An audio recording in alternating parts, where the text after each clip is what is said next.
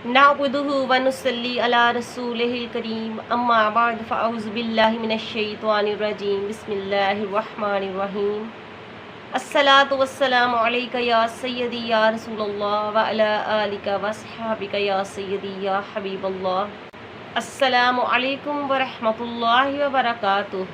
नाज़रीन, आज हम जिस मौजू पर बात करेंगे वो उन औरतों के लिए है, उन वालिदैन के लिए है जो कि बेटे की ख्वाहिश रखते हैं और अल्लाह पाक ने उन्हें बेटियां अता फरमाई हैं।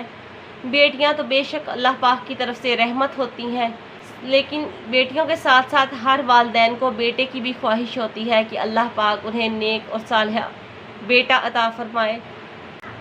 आज का मेरा वजीफ़ा बहुत ही मुजर्रब और नहायत ही आसान है।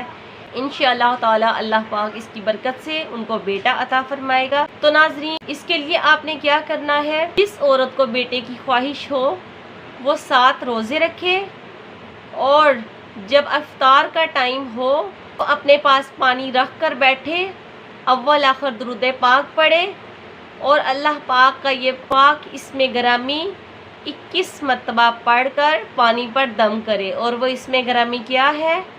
अल-मुसव्विरु।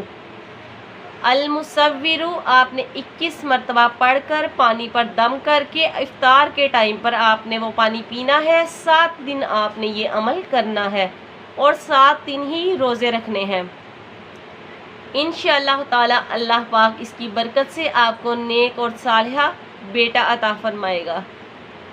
जिन लोगों को ख्वाहिश है बेटे की वो ये अमल ज़रूर कीजिएगा और अपने साथ साथ दूसरों के साथ भी इस अमल को शेयर कीजिएगा, ताकि किसी भी को भी इस बेटे की ख्वाहिश हो तो अल्लाह पाक इस वजीफ़े की बरकत से, इस पाक नाम की बरकत से उनको बेटा अता फरमाए।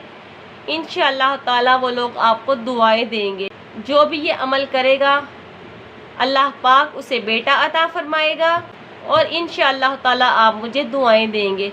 सदका जारिया समझ के वीडियो को ज़रूर शेयर कीजिएगा और मुझे दुआओं में याद रखिएगा। अल्लाह पाक आपको नेक और सालिहा औलाद अता फरमाए और आपकी हर मुश्किल को ख़त्म फरमाए। अल्लाह पाक आपके लिए आसानियाँ फरमाए।